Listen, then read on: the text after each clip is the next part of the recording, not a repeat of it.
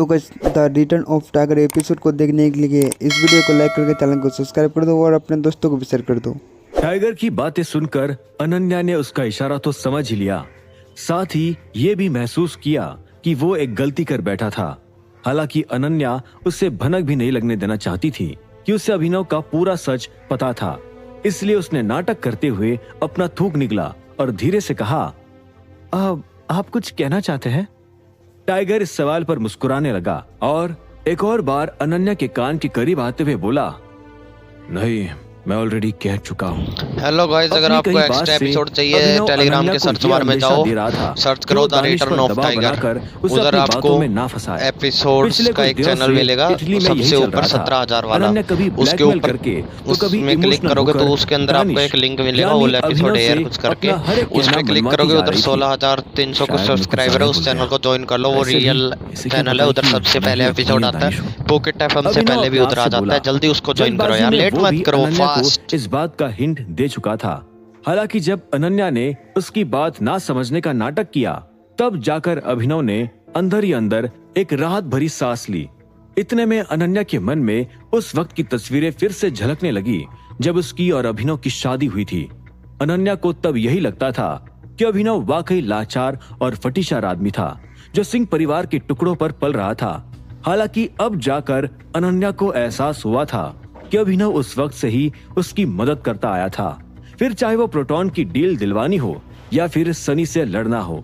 सोचते सोचते ही अचानक अनन्या को एक और किस्सा याद आ गया और वो अपने आप से बोली, दादाजी की वो 12 करोड़ की घड़ी वो टाइगर ने उन्हें गिफ्ट में दी थी। अफसोस ने एक और बार अनन्या के शरीर और मन को जकड़ लिया था। वो तुरंत टाइगर के सीने से दूर हटना चाहती थी, लेकिन टाइगर की पकड़ भी कमजोर नहीं थी। कुछ सेकंड्स बाद अभिनव ने उसे अपने से दूर किया और एक और बार उसे अपनी उंगली की धुरी पर घुमाने लगा। इतने में अनन्या घूमते हुए अचानक रुक गई और टाइगर को देखते हुए बोली, मुझे माफ कर देना। अभिनव ये सुनकर एक पल के लिए हिचकिचाया और बोला, मतलब माफी किस लिए? इसलिए, अनन्या ने एक गहरी सांस लेकर कहा और वो तुरंत अपने पैरों की उंगलियों पर जोर देकर ऊपर उठ गई। इससे पहले कि अभिनव समझ पाता कि अनन्या क्या करना चाह रही थी, अनन्या के होंठ टाइगर के होठों से टकरा चुके थे। अपने पैरों की उंगलियों के बल पर अनन्या ज्यादा देर खड़ी नहीं रह पाई और तुरंत लड़खड़ाने लगी। हालांकि इतने में अभिनव ने उसे पीछे से संभाल लिया और फिर अपने आप से दूर करने लगा। लेकिन अनन्या की जिद अब भी बरकरार थी। वो अभिनव के सहारे का फायदा उठाकर अपने पूरे शरीर को अभिनव के शरीर पर टिकाने लगी और ऐसे में उन दोनों की पोजीशन काफी कॉम्प्रोमाइजिंग हो गई। इससे पहले कि अभिनव ताकत से अनन्या को अपने से अलग कर पाता, हॉल में मौजूद पापराजी ने एक के बाद एक उन दोनों की कई सारी तस्वीरें खींच ली। अनन्या को दूर करते ही टाइगर गुर्राया और धीमे लेकिन गहरी आवाज में बोला, ये क्या किया तुमने अभी? अभिनव की ऐसी आवाज सुनकर अनन्या एक पल के लिए कांप गई थी। हालांकि फिर उसने अपने आप को ये कहकर तसल्ली दी कि फिलहाल उसके सामने खड़ा वो टाइगर अभिनव ही था। अनन्या जानती थी कि मारना तो दूर की बात, अभिनव उसे एक खरोच तक देने का नहीं सोच सकता था। मैंने आपको किस किया? कोई प्रॉब्लम? क्या अब मेरी जान खतरे में है? अनन्या ने एक फीकी मुस्कान के साथ कहा। ऐसे में अभिनव एक गुस्से भरी सांस छोड़कर वापस अनन्या के कान के करीब आया और थोड़ी सख्त आवाज में बोला, माफिया वर्ल्ड के लोगों के सामने मटरगश्ती कितनी भारी पड़ सकती है तुम्हें इस बात का अंदाजा नहीं है। अगर मैं अपने पर आया तो तुम यहां से अपने घर नहीं बल्कि शमशान घाट जाओगी। अभिनव के मुंह से ऐसे शब्द सुनकर अनन्या की रूह कांप गई। उसे एक पल के लिए ऐसा लगा मानो मौत उसे इस दुनिया से लेने आ गई थी। अनन्या को वार्निंग देने के बाद अभिनव ने उसे एक पल के लिए घूरकर देखा और फिर वो पलटकर वहां से चला गया। उसे जाते देख अनन्या की सांसें तेज थी और पैर कांप रहे थे।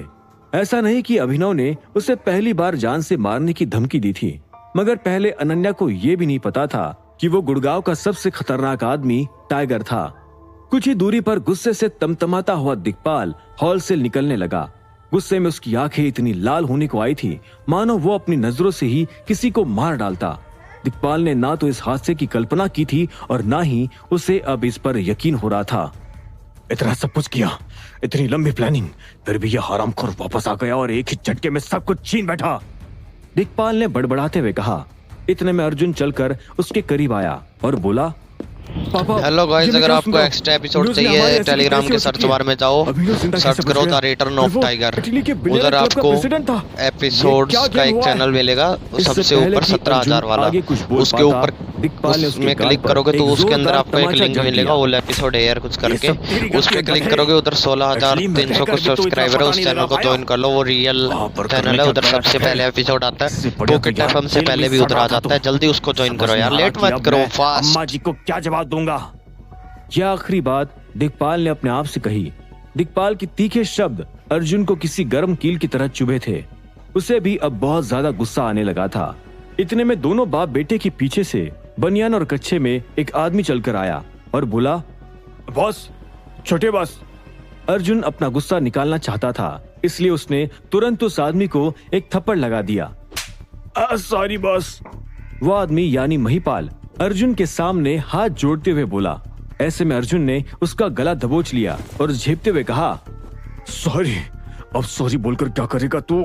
एक काम दिया था तुझे, वो भी नहीं कर पाया। बता मुझे अंदर कैसे घुस गया अभिनव? इतने सारे आदमियों के बाद भी वो साला अंदर कैसे आ गया हॉल में? जमीन फाड़ कर निकला या आसमान चीर कर? बताओ। इतने में दिक्पाल ने अपनी मुट्ठी भींच ली और महिपाल को भी एक थप्पड़ लगाकर चिल्लाते हुए कहा, बताना हरामखोर, कहाँ मर गया था तू? तेरे चक्कर में कितने सारे आदमी भी मर गए।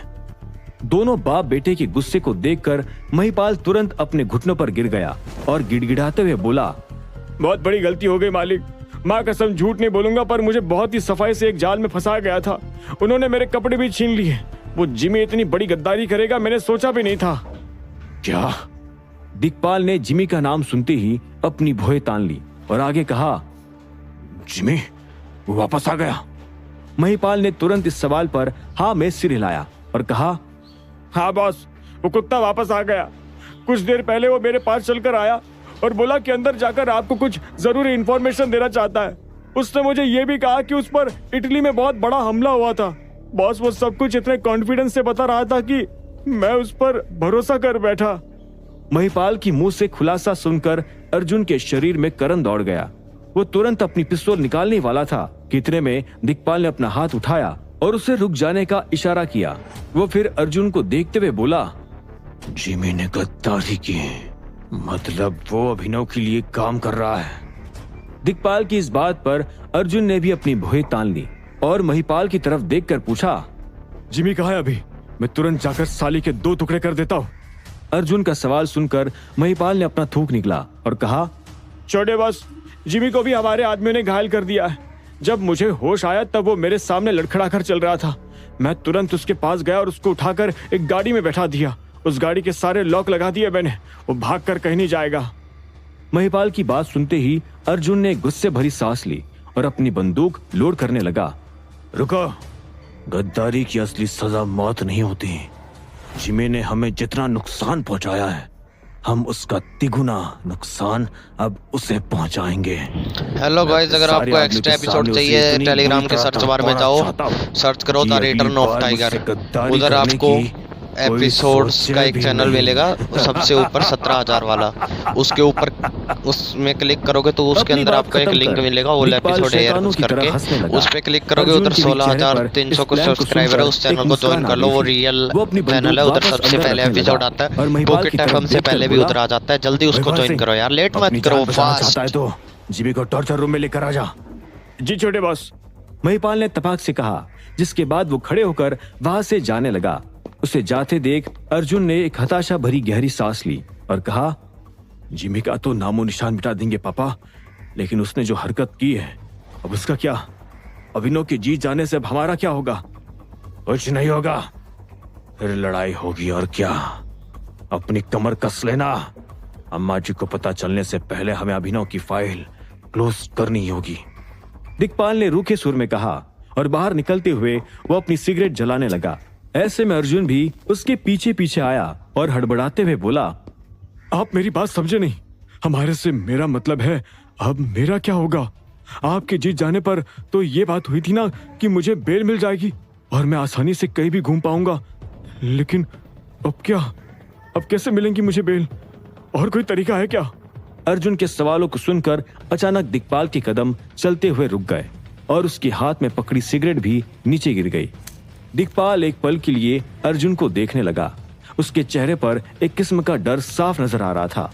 अर्जुन उसका ये हाल देखकर थोड़ा कंफ्यूज हुआ और आगे बोला, क्या हुआ पापा? आप कुछ बोल क्यों नहीं रहे और सिगरेट क्यों गिरा दी? और ये अम्मा जी कौन है? दिक्पाल ने एक गहरी सांस ली और रूखी आवाज में कहा, अम्मा जी को छोड़ अर्जुन, जो मैं सोच रहा हूं अगर वो सही है तो तुझे अभी के अभी यहां से भागना पड़ेगा। मतलब? अर्जुन ने अपनी भौहें उठाकर पूछा। दिक्पाल ने दोबारा एक गहरी सांस ली और कहा, मतलब अगर अभिनव तुझे देख चुका होगा तो खेल खत्म। अर्जुन ने एक पल के लिए अपने पिता की बात को समझने की कोशिश की, जिसके बाद ही उसे एहसास हुआ कि वो क्या कहना चाहता था। ऐसे में उसने तुरंत अपनी मुठ्ठियां भींच ली और चिल्लाते हुए कहा, नहीं नहीं, शिट। अर्जुन के कान में पुलिस का सायरन गूंजने लगा था। वो तुरंत वहां से भागा और अपनी गाड़ी में जाकर बैठ गया। इवेंट की जगह दिक्पाल के घर से ज्यादा दूर नहीं थी, इसलिए अर्जुन कुछ ही मिनटों में वहां पहुंच चुका था। हालांकि अर्जुन अपने घर में आया ही था, इतने में उसकी नजर एक पुलिस की गाड़ी पर पड़ी। उसने देखा कि पुलिस ऑलरेडी दिक्पाल की विला की तरफ बढ़ने लगी थी। यह नजारा देखकर अर्जुन की सांसें अटक गई। वो समझ चुका था कि पुलिस इस वक्त उसे ही उठाने आई थी। बस उसे यकीन नहीं हुआ कि अभिनव ने इतनी जल्दी उसकी भी चिंगारी भड़का दी थी। आखिर उसे पता कैसे चला कि मैं कहाँ हूं?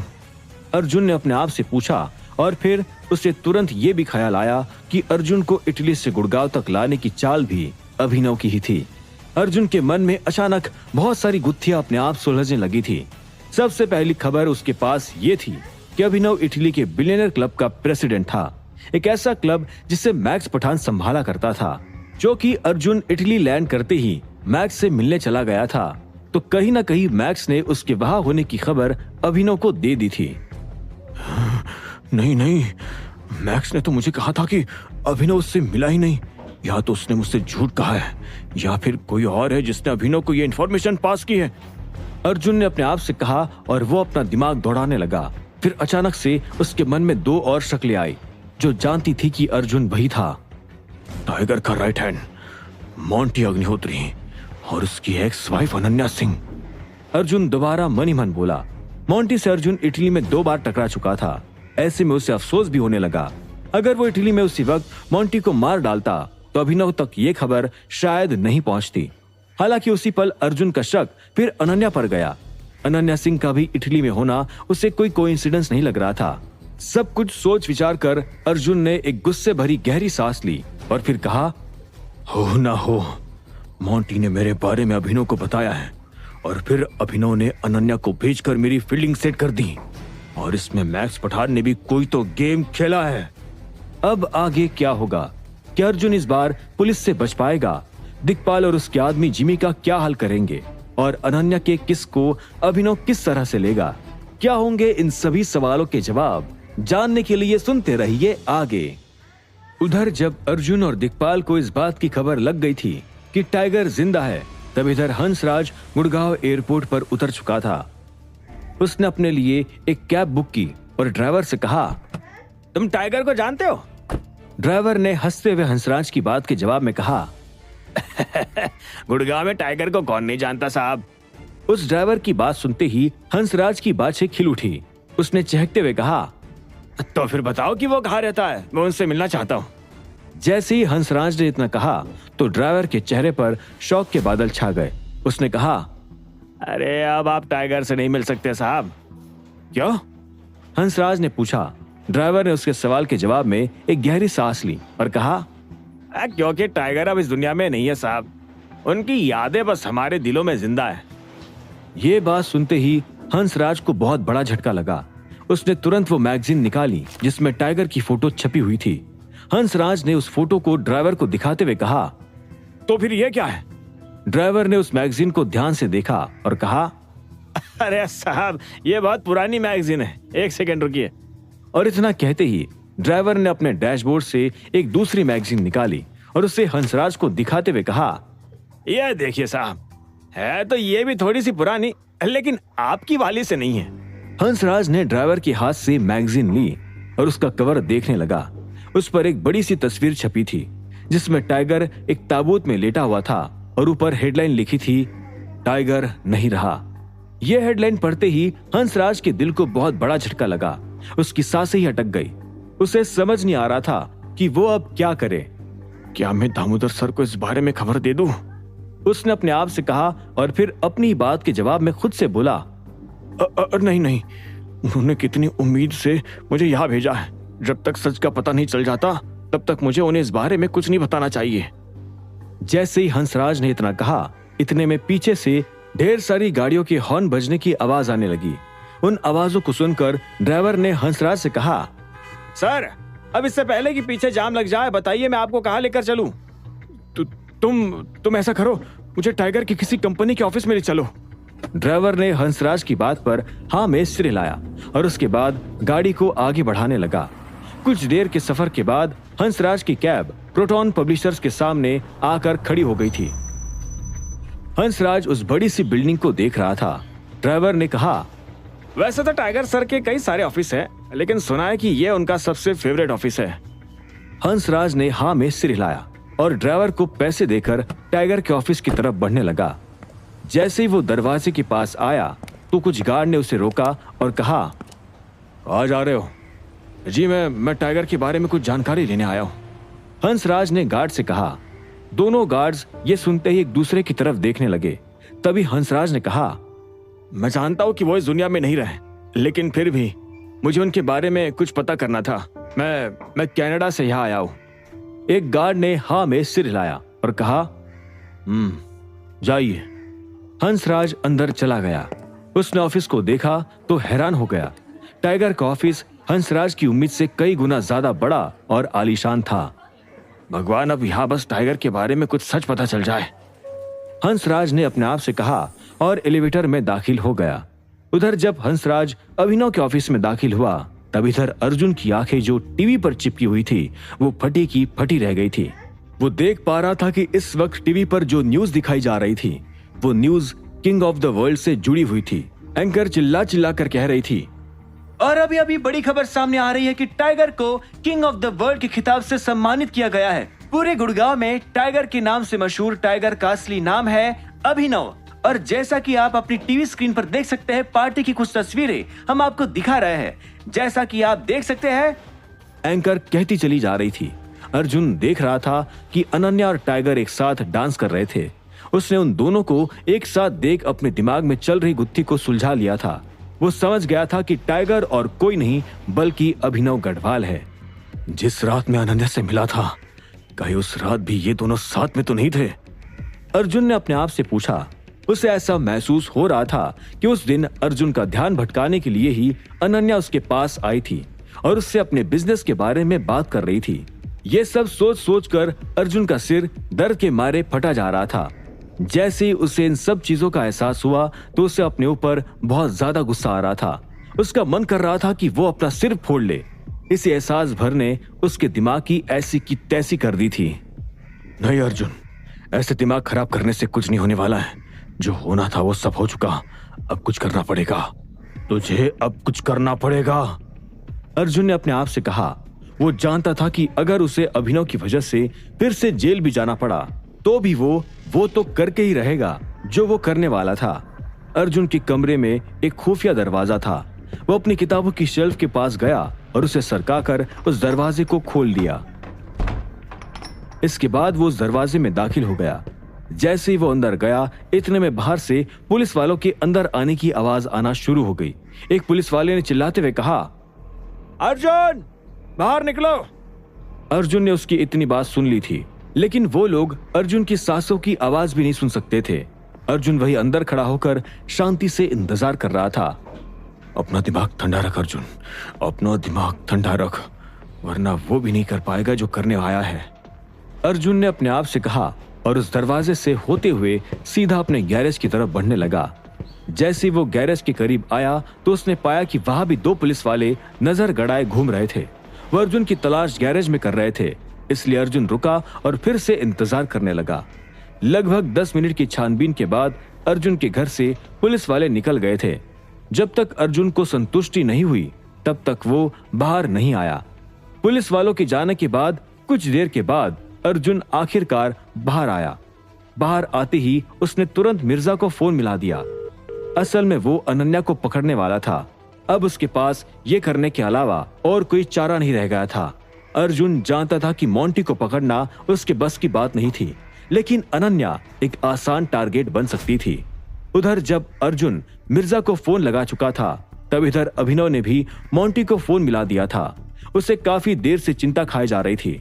उसे पहले तो लग रहा था कि वो लोग पार्टी में आने वाले हैं, लेकिन पार्टी खत्म होने को आई थी, फिर भी उसे मोंटी और अलाइना का कहीं नामो निशान नजर नहीं आ रहा था। कमाल है, ये लोग मेरा फोन क्यों नहीं उठा रहे हैं? अभिनव ने अपने आप से कहा। फोन ना उठाने की वजह से वो बहुत ज्यादा परेशान हो गया था। आखिरकार हम जीत गए। तभी अभिनव को पीछे से खुशी की मारे पागल बलराज की आवाज आई। बलराज टाइगर ग्रुप के बाकी सीनियर्स के साथ अभिनव के सामने आकर खड़ा हो गया था। डीके के चेहरे पर भी एक बड़ी सी मुस्कान थी। उसने अभिनव से कहा, मुझे पता था तुम्हारा प्लान तुरुप का इक्का है, ये काम करेगा ही करेगा। टाइगर प्लान बनाए और वो काम ना करे, ऐसा कभी हो ही नहीं सकता। डीके की बात खत्म होती ही लोकेश ने पूछा, लेकिन तुमने स्पेशल मेंबर को अपनी पहचान ना बताने के लिए कैसे राजी किया? अभिनव लोकेश का सवाल सुन मुस्कुराया और उसने अपना फोन जेब में डाल लिया। मोंटी उसका फोन उठाने का नाम नहीं ले रहा था। तब अभिनव ने लोकेश की बात के जवाब में कहा, मुझे अभिनव नाम का इस्तेमाल चारे की तरह करना पड़ा। हर कोई ये जानने के लिए बेताब था कि टाइगर असल में है कौन। इसलिए मैंने सोचा कि अगर उन्हें मेरा एक नाम मिल जाएगा तो उन्हें थोड़ी शांति मिल जाएगी। लोकेश अभिनव का जवाब सुन जोर से हंसा और बोला, देखना अब पूरा गुड़गांव हर अभिनव को शक भरी नजर से देखेगा। अकरम ने भी लोकेश की बात सुन कहा, हाँ ये आइडिया बुरा नहीं है, लेकिन फिर भी मुझे लगता है कि ये ज्यादा दिन तक चलने वाला नहीं है। दिक्पाल अब किसी भी दिन तुम्हारी असली पहचान दुनिया के सामने ले आएगा। हो सकता है कि उसने इस काम की तैयारी भी शुरू कर दी हो। अगर उसने तुम्हारा काम पूरा होने से पहले ऐसा कुछ किया तो ये हमारे लिए अच्छा नहीं होगा। अकरम की बात सभी लोगों को सही लग रही थी, इसलिए वहां खड़े सभी लोगों ने हाँ में अपना सिर हिला दिया। बलराज ने आगे कहा, अकरम सही कह रहा है, दिक्पाल को इस सब का बहुत बुरा लगा होगा। इस वक्त वो अंदर से जल रहा होगा। वो तुम्हें नुकसान पहुंचाने के लिए किसी भी हद तक जा सकता है, और खास तौर पर अब तो उसे तुम्हारे असली नाम का बहाना भी मिल गया है। अभिनव ने बलराज की बात सुन हाँ में सिर हिलाया और कहा, तुम सही कह रहे हो। मैं इस बारे में स्पेशल मेंबर से बात करूंगा। मैं उनसे कहूंगा कि वो पूरी दुनिया में मेरा नाम फैला दे। हाँ ये ठीक रहेगा, लेकिन फिर भी मैं चाहूंगा कि हमें दिक्पाल के अगले हमले के लिए पहले से तैयार रहना चाहिए। साथ ही तुम्हें पब्लिक में भी अपना चेहरा दिखाने के लिए तैयार रहना चाहिए। अब दिक्पाल आगे क्या करेगा ये किसी को नहीं पता। अकरम ने कहा। अभिनव ने उसकी बात सुन हाँ में सिर हिलाया और कहा, आप लोग चिंता मत करो, मैं तब तक कुछ ना कुछ प्लान बना लूंगा। अच्छा, आप में से किसी ने मोंटी या अलाइना को देखा क्या? अभिनव ने पूछा। वहां खड़े सभी सीनियर्स ने उसके सवाल के जवाब में ना में सिर हिला दिया।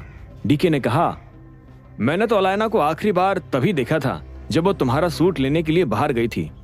ये बात सुनते ही अभिनव के माथे पर शक भरे सल पड़ गए। उसने कहा, क्या वो सच में मेरा सूट लेने गई थी? लेकिन मैंने तो उससे कहा ही नहीं। इससे पहले कि अभिनव अपनी बात पूरी कर पाता, उसे पीछे से आवाज आई, हेलो टाइगर। यह आवाज और किसी की नहीं बल्कि मैक्स की थी। मैक्स और इटली के उसके बाकी साथी अभिनव के सामने आकर खड़े हो गए थे। अभिनव के गुट के लोग और मैक्स के गुट के लोगों में आपस में अच्छी दोस्ती हो गई थी। आखिरकार हमारी जीत हुई, आखिरकार इटली जीत गया, मैक्स ने हंसते हुए अभिनव से कहा। धनराज ने कहा, हाँ अब हमारा जो भी अगला बिलियनर बॉस बनेगा उसके लिए अगला किंग ऑफ द वर्ल्ड बनने का रास्ता आसान हो जाएगा। धनराज की बात सुन अभिनव मुस्कुराया और बोला, तुम लोगों की मदद के बाद मुझे कितना अच्छा लग रहा है ये मैं तुम्हें बता नहीं सकता। मुझे सच में बहुत खुशी हो रही है। अच्छा एक बात बताओ, तुम्हें से किसी ने मोंटी या अलाइना को देखा है क्या? मैं कब से उनसे बात करने की कोशिश कर रहा हूँ, लेकिन वो लोग मेरा फोन उठा ही नहीं रहे। मैंने मोंटी को अंदर जाते वक्त तो देखा था। तभी इमरान ने अभिनव से कहा और फिर मैक्स की तरफ देखने लगा। मैक्स ने एक गहरी सांस ली। अभिनव ने मैक्स को गहरी सांस लेते हुए देख लिया था। साथ ही उसका ध्यान मैक्स के चेहरे के बदले हुए भाव पर भी चला गया था। उसने मैक्स से पूछा, क्या बात है, कुछ हुआ है क्या, कुछ दिक्कत है? मैक्स ने अभिनव के इस सवाल के जवाब में कहा, मैंने मॉन्टी से वादा किया कि मैं तुम्हें कुछ नहीं बताऊंगा। जैसे ही अभिनव ने मैक्स के मुंह से ये बात सुनी तो उसके दिल को बहुत बड़ा धक्का लगा। उसने कहा, क्या क्या अलैना के साथ कुछ हुआ है? कहाँ है वो? मैक्स जवाब दो, कहाँ है वो? मैक्स ने कोई जवाब नहीं दिया। जब मैक्स कुछ नहीं बोला तो बलराज ने बीच में कूदते हुए कहा, मैक्स, तुम्हें टाइगर के सवाल का जवाब देना पड़ेगा। पूरी दुनिया में ऐसा कोई नहीं है जो टाइगर के सवाल का जवाब ना दे। बताओ अलैना को क्या हुआ? ये बात सुनते ही मैक्स ने धीरे से धनराज को देखा और आंखों ही आंखों में उसे ये इशारा कर दिया कि वो अभिनव को सब कुछ सच सच बता दे। अभिनव धनराज को देखे जा रहा था और उसका मुंह खुलने का इंतजार कर रहा था। अब आगे क्या होने वाला है? क्या हंसराज अभिनव को ढूंढ पाएगा? क्या अर्जुन सच में उठा लेगा अनन्या को? और क्या होगा जब अभिनव को मॉन्टी और अलैना का सच पता चलेगा? इन सभी सवालों के जवाब जानने के लिए सुनते रहिए आगे।